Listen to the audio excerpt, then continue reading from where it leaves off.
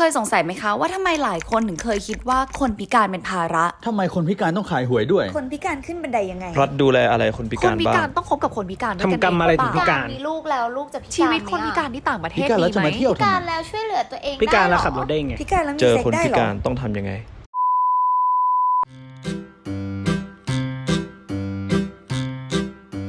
บางคำถามว่าเฟิร์นก็สงสัยเหมือนกันนะแล้วเฟิร์นก็รู้สึกว่าถ้าเฟิร์นสงสัยเฟิร์นก็แค่ต้องไปหาคำตอบและใครแหละที่จะตอบคำถามนี้ได้ดีมากเท่าคนพิการมาตอบเฟิร์นเองเฟิร์นก็เลยชวนคนพิการไปเที่ยวด้วยกันค่ะ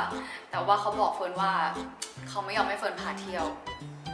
เพราะว่าเขาจะพาเฟิร์นเที่ยวเองทริปนี้เฟิร์นก็เลยจะไปเที่ยวกับน้องทันน้องเมย์แล้วก็พี่เล็กนะคะเราจะไปเที่ยวสวนสัตว์กันไปดำน้ำด้วยกันแล้วก็ไปเล่นพาราไกดิ้งด้วยกันด้วยค่ะแต่ว่ามันมีความพีคอยู่ที่วันสุดท้ายเนี่ยแหละที่มันมีเรื่องให้เฟิร์นเสียน้ำตาค่ะทุกคน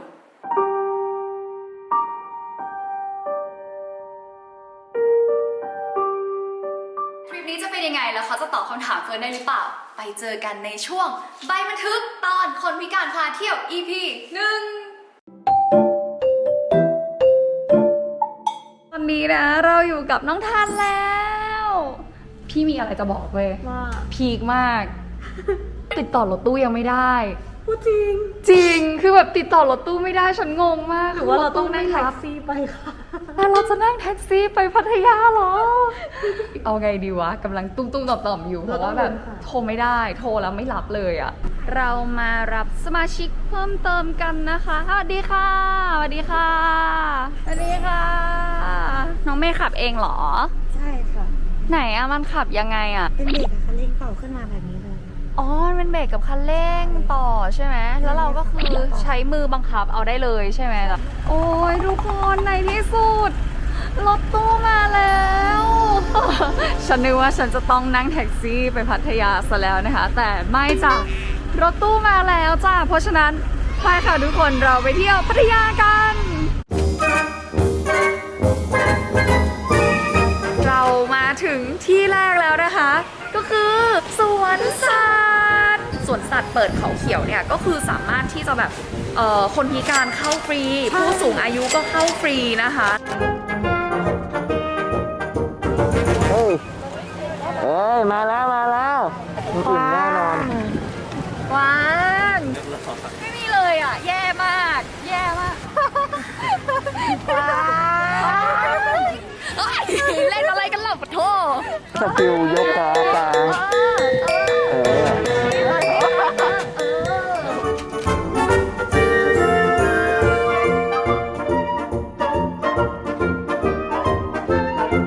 โชว์แรกที่เราจะมาดูกันก็คือโชว์เพนกวินค่ะแต่ว่ามันไม่ใช่โชว์ที่แบบเอาเพนกวินมาฝึกอะไรนะคือมันเป็นเหมือนแบบให้เราสามารถไปให้อาหารเพนกวินบนเวทีได้ค่ะซึ่งคือวีลแชร์ไม่สามารถขึ้นเวทีได้เพราะว่ามันยังเป็นบันไดอยู่นะสิ่งที่เจ้าหน้าที่แก้ปัญหาก็เลยต้อนน้องๆเพนกวินเนี่ยมาที่ข้างเวทีให้น้องวีลแชร์นะคะป้อนอาหารข้างเวทีแทนเจ้าหน้าที่เขาก็แบบขอโทษเรานะว่าขอโทษจริงๆที่ยังไม่มีซัพพอร์ตอะไรให้วีลแชร์สามารถขึ้นไปป้อนอาหารบนเวทีได้นะคะแล้วระหว่างที่เรากำลังจะไปดูโชว์ต่อ มันเกิดปัญหาค่ะทุกคนรอรถอยู่นะคะเพราะว่าเมื่อกี้เหมือนมันมีรถ2แถวมาแล้วแต่ว่าแบบว่าคือมันจะมีแค่คันเดียวเท่านั้นนะของที่นี่ที่จะ รถรางที่ใส่วีลแชร์ ไว้ให้ใส่วีลแชร์ได้แต่ว่าจริงๆแบบเราก็รู้สึกว่าเฮ้ยเราต้องรอคันเดียวเองเหรอแต่ว่าเมื่อกี้ทุกคนก็บอกว่าเฮ้ยอันเนี้ยคือดีขึ้นแล้วเมื่อก่อนคือไม่มีเลยใช่ปะ ใช่ไม่มี แล้วตอนนั้น นี่คือดีแล้วที่เขาอย่างน้อยเขาก็ยังนึกถึงเราแล้วว่ามีคันนึง ถ้าขึ้นไม่ได้ ก็ขึ้นแบบเมื่อกี้อะค่ะหนูก็คือให้ไอ้อุ้มขึ้นไปวางแล้วก็ ต้องอุ้มขึ้นไป พับรถเข็นขึ้นมาไว้ ใช่แต่ถ้าบางคนแบบขยับตัวไม่ได้หรือว่าแบบสรีระแบบยกไม่ได้เงี้ยค่ะ ก็ต้องแบบเข็นไปเรื่อย ก็ไม่งั้นคนพิการก็จะแก้ปัญหาได้ด้วยการต้องใช้บัตเจ็ตค่ะ อย่างเช่นให้เห็นภาพได้เลยนะ ก็คือสมมุติเราจะข้ามไปฝั่งตรงข้าม ตรงอะไรนะไอ้พระราม9ศูนย์วัฒนธรรมหรืออะไรอ่ะคนอื่นก็จะเลือกขึ้นสะพานลอย แต่อย่างหนูขึ้นสะพานลอยไม่ได้ เรียกแท็กซี่เพื่อข้ามไปฝั่งตรงข้ามใช่ไม่มันเกาะกลางไงคะแล้วหนูก็ปั่นขึ้นฟุตบาทกันเองไม่ได้คือถ้าไปคนเดียวก็คือต้องเรียกรถอย่างเดียวเพราะฉะนั้น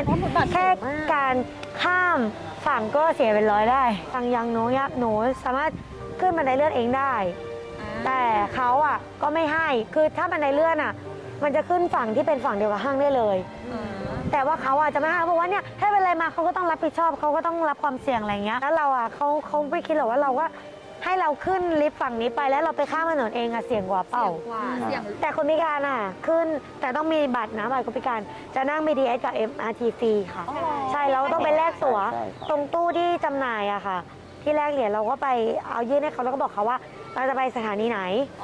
แล้วเขาก็จะให้ตั๋วมาใช่แล้วก็ต้องเก็บตั๋วไว้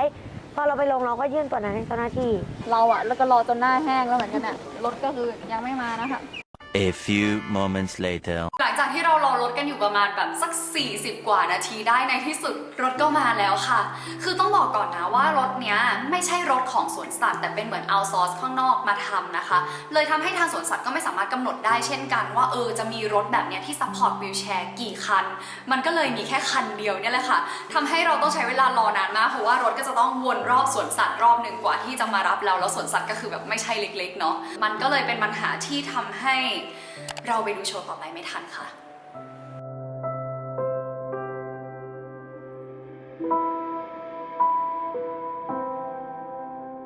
แต่สุดท้ายเจ้าหน้าที่เขาก็เปิดให้เราเข้าไปดูโชว์ระหว่างที่โชว์กำลังทำการแสดงอยู่นะคะ คือถ้าถามว่าเราใช้ privilege จากการเป็นคนพิการหรือเปล่า จริงๆ ถ้าจะตีความอย่างนั้นก็ได้ค่ะ แต่เฟิร์นอยากให้ถามกลับไปนิดนึงว่าแล้วจริงๆประเทศเรามันมีสิ่งซัพพอร์ตมากพอสำหรับคนพิการเพื่อให้สามารถใช้ชีวิตได้อย่างปกติไหมเพราะถ้าเกิดว่าสิ่งซัพพอร์ตมันมีมากพอเฟิร์นเชื่อว่าเราจะไม่ต้องเผื่อเวลากันเยอะมากมายขนาดนี้ในการที่จะเข้าไปดูโชว์เหมือนคนอื่นๆทั่วไปและขนาดเราเผื่อเวลากันมากขนาดนี้แล้วเรายังไปไม่ทันเลยค่ะ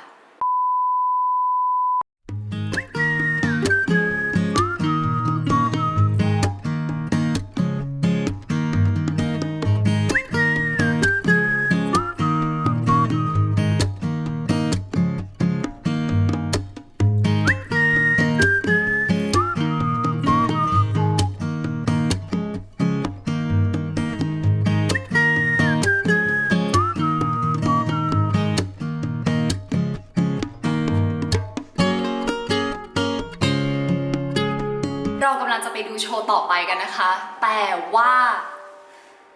เกิดปัญหาขึ้นอีกแล้วค่ะกำลังจะรอดูโชว์กันแต่ว่าคือดูอะไรไม่เห็นเลยจ้าคือตอนนั้นน่ะคนยืนบังแบบเต็มไปหมดเลยมันเลยไม่สามารถให้น้องๆดูโชว์ได้แล้วทางเดียวที่น้องๆจะดูโชว์ได้ก็คือดูผ่านกล้องวิดีโอค่ะ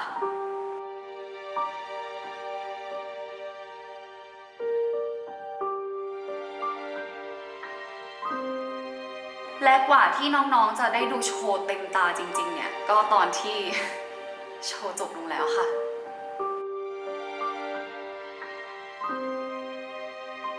ตอนนั้นนะเฟิร์นก็ทำตัวไม่ถูกเหมือนกันนะเฟิร์นไม่รู้ว่าเฟิร์นควรเข้าไปบอกคนอื่นไหมว่าแบบ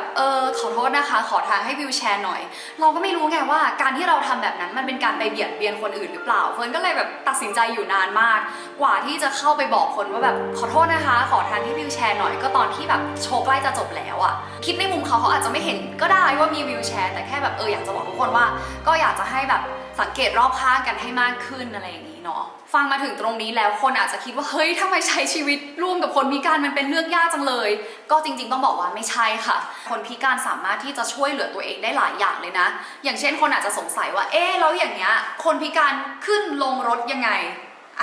ไปดูกันจะบอกว่าแขนของคนพิการนะคะเขาแข็งแรงมากกว่าปกติเพราะว่าเขาจะต้องใช้แขนในการเข็นรถตลอดเนาะเพราะฉะนั้นเขาจะมีแรงแขนในการพยุงตัวขึ้นลงทำนู่นทำนี่อย่างที่ทุกคนเห็นในวิดีโอเลยค่ะหลังจากที่ออกจากสวนสัตว์แล้วจะบอกว่าแบบหิวมาก เพราะฉะนั้นสิ่งที่เราจะทำต่อจากนี้ก็คือ กินค่ะ กินค่ะหิวไหม หิวมากเลยค่ะ หิวไหม หิวค่ะ หิวมานั่งกินที่ไหนคะ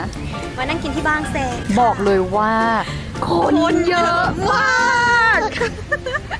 คนเยอะแบบเยอะมากเธอฉันแบบอยู่นานมากกว่าจะหาที่ได้แล้วคือทุกคนก็คือหิวมากนะคะ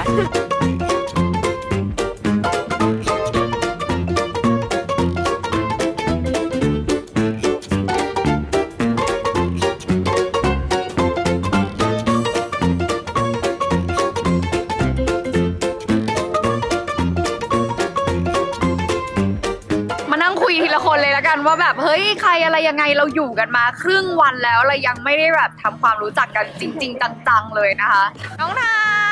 นสวัสดีค่ะพี่บอลอาจจะคุ้นหน้าคุ้นตาน้องเขานะเพราะว่าเราเห็นในโฆษณานะคะที่ดำน้ำ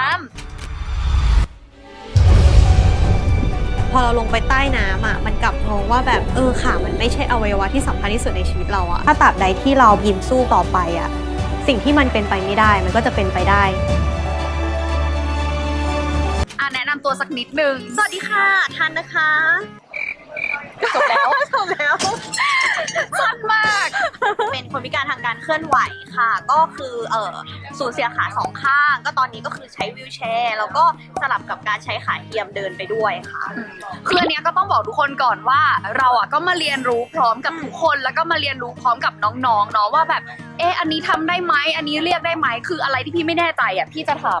แล้วก็สามารถแบบบอกพี่ได้เลยนะอันนี้คืออยากรู้ก่อนเลยว่าเราสามารถเรียกว่าผู้พิการได้เลยใช่ปะมันไม่ได้เป็นคำที่เซนซิทีฟใช่ไหมเอาจริงๆนะผู้พิการมันเหมือนเป็นคำทางการนะคะใช้กันโดยทั่วๆไปแล้วก็มันจะมีคำว่าคนพิการด้วยเหมือนกันคือบางคนอ่ะเขาก็จะอิงกับคำว่าคนพิการมากกว่าเพราะว่าในกฎหมายอย่างเงี้ยค่ะมันก็จะระบุใช้คำว่าคนพิการเนาะบางคนอ่ะเขาก็จะแบ่งแบบเฮ้ยคนพิการแล้วถ้าฉันไม่ใช่คนพิการฉันเป็นคนปกติอย่างเงี้ยเท่ากับว่าคนพิการนะคะเขาก็จะมีความงงว่าแบบแล้วเขาไม่ใช่คนปกติหรอมันก็เลยเป็นคนพิการกับคนทั่วไปแทนทั่วไปใช่คนพิการกับคนทั่วไปอันนี้ก็จะเป็นคำที่แบบเลี่ยงความเซนซิทีฟต่อจิตใจคนอื่นมากที่สุดอะไรอย่างนี้ใช่ไหมแต่ว่าอันเนี้ยมันอาจจะต้องแบบหมายเหตุนิดนึงว่ามันแล้วแต่คนด้วยนะคะคือแบบคนพิการบางคนที่อาจจะยังแบบว่าต้องเพิ่งประสบอุบัติเหตุหรือว่าเพิ่งเรียนรู้กับคำว่าพิการเนี้ยค่ะเขาอาจจะแบบว่ายังไม่ชินกับคำนี้อันเนี้ยก็คือเป็นส่วนหนึ่งที่เราต้องเข้าใจเขาเล่าได้ไหมว่าอุบัติเหตุที่เกิดขึ้นอ่ะคือเกิดอะไรขึ้นก็เกิดจากการที่ตอนแรกเนี่ยก็คือทานาเป็นแบบเด็กวัยรุ่นทั่วไปเลยแบบเกิดมาไม่ได้มีปัญหาด้านสุขภาพร่างกายอย่างเงี้ยค่ะแล้วก็เหมือนตอน14ก็คือไปเรียนแลกเปลี่ยนไงตอนนั้นแบบตามหาความเป็นแพชชั่นในตัวเองแบบอยากไปแบ็คแพ็คไปเลย14นี่เท่าไหร่ได้อะม.2 ม.แล้วม.2ใช่จำได้เลยแบบแบ็คแพ็คแล้วก็แบบนั่งรถทัวร์อะไรอย่างเงี้ยจากจังหวัดตรังใช่ไหมตอนนั้นอยู่ตรังข้ามมาเลแล้วก็ไปสิงคโปร์ไปเรียนคนเดียว1 เดือนโอ้โหใช่ม.2อ่ะใช่ม.2ฉันทำอะไรอยู่พอไปอยู่ที่นั่นประมาณ3 อาทิตย์ก็เกิดอุบัติเหตุเกิดขึ้นเหมือนไปยืนรอรถไฟฟ้าแล้วก็คนดันระหว่างยืนรอซึ่งตอนนั้นไม่ได้มีที่กั้นก็คือสถานีที่ทันตกมันเป็นสถานีที่แบบเก่ามากคือเหมือนตกไปก่อนแล้วก็รถมาแค่มันเบรกไม่ทันหรอเบรกไม่ทันเพราะว่าตกไปแบบแป๊บเดียวอะค่ะคือตกไปหน้ารถเลยมันก็ผ่านตัวไปเลยอะมันทันเจ็บปะหรือว่ามันแบบมันไม่รู้สึกไปเลยมันชาค่ะคือมันไม่รู้สึกเจ็บไม่รู้สึกแสบคือมันชาแบบชาตอนที่อยู่ข้างใต้อะก็คือแบบว่าเราก็พยายามแบบเรียกให้คนมาช่วยไม่ใช่ว่าทันไม่ช่วยตัวเองก่อนนะในการก่อนที่จะลองเรียกอะเราจะต้องคลานออกมาถูกปะคือทันเลือกทำสิ่งนั้นเป็นสิ่งแรกแต่ด้วยความที่มันไม่รู้สึกไงอย่างที่ท่านบอกว่ามันชาแล้วก็มันจับแบบขาก็คือแบบจับวางก็คือเราไม่รู้ว่ามันหล่นไปแบบแล้วมันแบบรู้สึกยังไงอ่ะคือมันไม่มีความรู้สึกแล้วเพราะมันถูกทับไปแล้วคืออันเนี้ยคร่าวๆนะเป็นการทำความรู้จักแบบคร่าวๆเพราะเราอยู่ด้วยกัน3 วันนะคะเราต้องรู้จักกันอีกเยอะนะคะเดี๋ยวเราจะไม่เหลืออะไรคุยเรามาคุยกับพี่เล็กต่อดีกว่าเฟิร์นถามได้เลยใช่ไหมว่าพี่เล็กเป็นคนพิการแบบไหนตอนเล็กๆก็ปกติครับไปเดินแล้วก็เหมือนโดนหมาขย้ำผมมาตกใจมากผมมาทิ้งตัวลงไปเลยผมจำได้ว่าทิ้งตัวจนก้นกบอะเหมือนตอกเสาเข็มลงไปเลยปั้งลงไปเลยคือหลังจากลมปุ๊บแล้วมันก็คือเดินได้ปกติยังเดินได้อยู่ใช่แล้วก็1 วันหรือว่า1 คืนเท่านั้นแบบเฉียบพลันมากคือเช้ามาเหลือแค่นี้ละเหลือถ้าพอละแม่ลุกไม่ขึ้นแม่ก็งงแบบเฉียบพลันมากอะไรอย่างเงี้ยก็กลายเป็นว่าไม่สามารถเดินได้อีกเลยมีเวลาคุยอีก3 วันเดี๋ยวเราค่อยคุยกันต่อนะพี่นะได้ครับในที่สุดเราก็ถึงที่พักแล้วค่ะทุกคนก็คือทริปนี้เฟิร์นพาทุกคนมาพักที่ลามิเนร่านะคะเฟิร์นเคยมาพักแล้วคือแบบถ้าพูดถึงที่พักพัทยาที่เหมาะกับคนพิการอ่ะเฟิร์นนึกถึงที่พักนี้เว้ยเพราะอะไรเดี๋ยวเฟิร์นพามาดูห้องเดี๋ยวพาพี่เล็กเข้ามาด้วยพี่เล็กมาเลยก็คือไม่ใช่อะไรจริงๆเรามารบกวนห้องพี่เล็กแหละเดี๋ยวให้พี่คอมเมนต์ก็คือเฟิร์นอ่ะชอบที่แบบห้องน้ำมันใหญ่มากเว้ยพี่คือแบบมันสมมติว่าพี่จะจอดรถอะไรอย่างเงี้ยมันก็คือสะดวกมากๆแล้วก็ดิฟเลยเหรอเอาเลยเหรอคือเฟิร์นอ่ะแค่บอกว่าเราอ่ะมีวีลแชร์มาเขาก็เซตห้องน้ำมาให้ประมาณนี้ห้องน้ำเขาก็จะมีเป็นเก้าอี้เอาไว้ให้น่าจะนั่งอาบปะคะพี่เอาไว้นั่งอาบเวลาย้ายตัวจากวีลแชร์ไปที่นั่งอะไรเงี้ยครับ สังเกตปกติอะไอ้ฝักบัวมันจะอยู่สูงใช่ปะอันเนี้ยคือเขาก็เลื่อนระดับมาให้เป็นอยู่แบบมือเอื้อมถึงเลย ปกติมันจะสูงประมาณอีกหนึ่งกระ ใช่ เบื้อง ใช่ แล้ว ใช่อันนี้ก็คือเหมือนแบบอาบน้ำเองได้เลย พอมันแยกพวกโซนเปียกกับโซนแห้งอ่ะมันก็ยิ่งปลอดภัยด้วยเนาะแบบเหมือนกับว่า มันก็จะไม่ทำให้แบบน้ำมาตรงนี้แล้วก็ลื่นอะไรอย่างเงี้ย นี่อะไร อันนี้เป็น อันนี้อะไรก่อน บอจากุชิรู้ป่าวว่ามันเป็นสารน้ำอุ่นถ้าแอร์ยิ่งหนาวอ่ะมันก็จะยิ่งอุ่น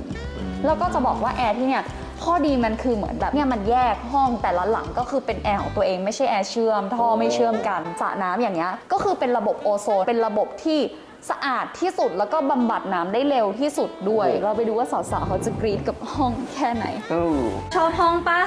ชอบมากค่ะ ตอนที่เราเข้ามาก็คือแบบว่าพนักงานเขาดูแลดีมาก เทคแคร์ตั้งแต่เข้าแล้วก็แบบมีอะไรก็ติดต่อได้แบบขอเพิ่มได้นะคะ ชอบที่ห้องมันกว้างแล้วมันถ่ายเล่นกันแบบเนี่ยดูดิอยู่ในห้อง3คน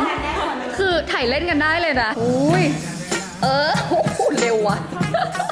โคตรเร็ว ยังเหลืออีก1คนที่เรายังไม่ได้คุยด้วยเลย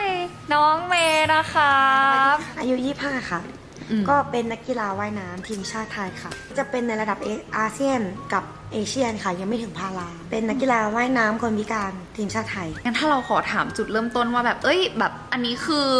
พิการแต่กำเนิดหรือว่าแบบเกิดอะไรขึ้นอะไรอย่างนี้ถามได้ใช่ไหม ได้ค่ะ อันนี้แบบว่าเราอะอยากจะเหมือนให้คนดูนะได้รู้จักทั้ง3คนก่อนที่เราจะแบบไปร่วมกิจกรรมด้วยกันคือเราก็เข้าใจแหละว่ามันเป็นคำถามที่แบบโคตรคลีเช่เลยแบบไปที่ไหนทุกคนก็ต้องถามคำถามนี้ถูกป่ะแต่แบบ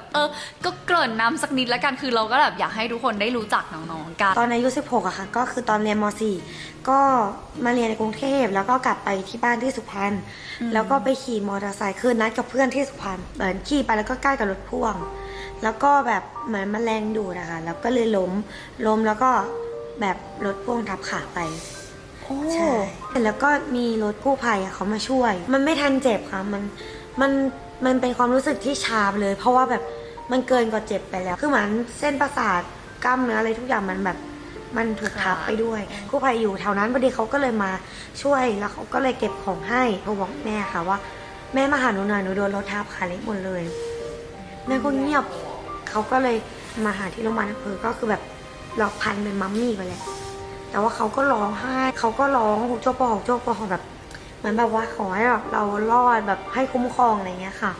แล้วเราก็แบบณตอนนั้นอ่ะที่เขาร้องอ่ะหนูก็เลยรู้สึกว่าแบบหนูเห็นเขาร้องอ่ะหนูก็เลยแบบหนูจะไม่ร้องแหละเพราะว่าแบบหนูรู้สึกว่าถ้าเกิดหนูร้องอ่ะเขาอาจจะยิ่งอ่อนแอ ใช่เขาอาจจะยิ่งรู้สึกว่าเราไม่สู้เราไม่มีกำลังใจอะไรเงี้ยเราอาจจะไม่รอดอะไรเงี้ยก็เลยแบบเข้มแข็งแบบทำตัวเข้มแข็งตั้งแต่นั้นเลย แล้วก็ไม่เคยร้อง เกี่ยวกับเรื่องใช่กับเรื่องแบบความพิการเนี้ยร้องครั้งเดียวเลยครั้งที่เกิดเหตุเรารู้แหละว่าเราตัดขาแต่เราเองอ่ะเราไม่ทันได้นึกหรอกว่าเฮ้ยเราเป็นผู้พิการนะเราเสียขานะอะไรเงี้ยคือเราแค่รู้สึกว่าขอณตอนนั้นขอแค่มีชีวิตรอดหมอเขาก็บอกว่ารักแม่ไหมอยากอยู่กับแม่ไหมถ้ารักเนี้ยก็แบบต้องตัดขานะอะไรอย่างเงี้ยเราก็เลยรู้แค่ว่าแบบเราอยากมีชีวิตอยู่ต่อถ้าเรารอดตรงนั้นมาได้อะไม่ว่าเราจะเจอกับอะไรหรือว่าเราจะแบบใช้ชีวิตยังไงอะหนูว่าหนูก็ผ่านมันไปได้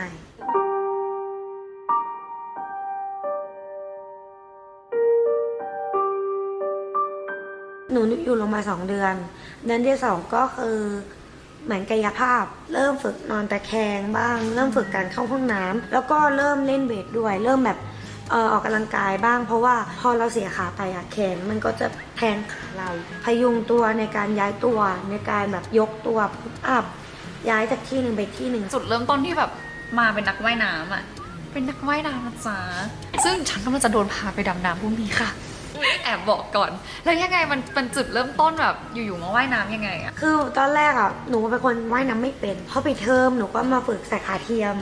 แล้วพอตอนที่ช่วงฝึกใส่ขาเทียมอะค่ะคุณหมอที่ศิริราชเนี่ยเขาก็แบบหมอเขาก็กลัวเหงาเพราะเราเป็นวัยรุ่นคนเดียวในนั้นเช้าก็คือฝึกเวทบ่ายก็คือฝึกเดินเขาก็เลยรู้สึกว่าเราอยากแบบให้แบบทำกิจกรรมอื่นไหมเขาก็เลยจัดโปรแกรมทาราบำบัดให้ฝึกลอยตัวตอนเย็นนะหมอเขาจะว่างเขาก็จะสลับกันมากับพี่นันทนาการอีกคนพาไปสระว่ายน้ำของโรงพยาบาลแล้วก็ไปฝึกทุกวันเลยหนูก็ไปฝึกมีป้าข้างสระ ใช่ไหมเริ่มสนุก มีป้าข้างสระฝึกให้ ฝึกว่ายน้ำให้ ป้าข้างสระป้าข้างสระคืออะไรอ่ะเหมือนป้าข้าง ที่ บ้าน ดูแลสระแล้วก็มีคุณหมอท่านหนึ่งเขาก็เลยบอกว่าเนี่ยเดี๋ยวมีคัดตัวในกีฬาอาเซียนพาราเกมก็เลยแบบว่าให้ลองไปสมัครดูแล้วก็เลยไปสมัคร หลังจากนั้นก็เลยเป็นนักกีฬามาตลอดเลย พรุ่งนี้จะพาพี่ไปดำน้ำที่ไหนจะบอกก่อนว่าทริปเนี้ยคือตามชื่อคลิปเนาะที่เราจะให้คนพิการพาเราเที่ยวใช่ปะคือสารภาพเลยนะว่าทริปเนี้ยเฟิร์นไม่รู้อะไรเลยเว้ยคือหมายถึงว่าเฟิร์นไม่ได้เป็นคนแพลนอะไรเองเลยคือทุกอย่างทั้งสวนสัตว์แล้วก็พรุ่งนี้เราจะมีไปดำน้ำแล้วก็วันสุดท้ายเราก็จะมีอีกหนึ่งกิจกรรมที่แบบสนุกมากแล้วเฟิร์นก็ตื่นเต้นมากเพราะว่าเฟิร์นไม่เคยทำเลยน้องเมย์นะเขาเรียนดำน้ำไปถึงแอดวานซ์แล้วนะจ๊ะพรุ่งนี้เป็นยังไงรอติดตามนะคะ เป็นยังไงบ้างคะทุกคนสำหรับ EP แรกเนี่ยเฟิร์นคิดว่าอาจจะยังไม่ได้พูดคุยหรือว่าตอบคำถามอะไรกันมากมายเนาะเพราะว่าวันแรกที่เราเจอกันอะเราก็ควรทำความรู้จักกันก่อนเฟิร์นเองก็อยากให้ทุกคนรู้จักน้องทันน้องเมย์แล้วก็พี่เล็กอย่างที่เฟิร์นรู้จักนะคะแต่ว่าพรุ่งนี้ค่ะเดี๋ยวเราจะไปดำน้ำกันแล้วก็มีการแบบเปิดใจให้คุยอะไรกันไปเยอะมากๆเลยที่เฟิร์นรู้สึกว่า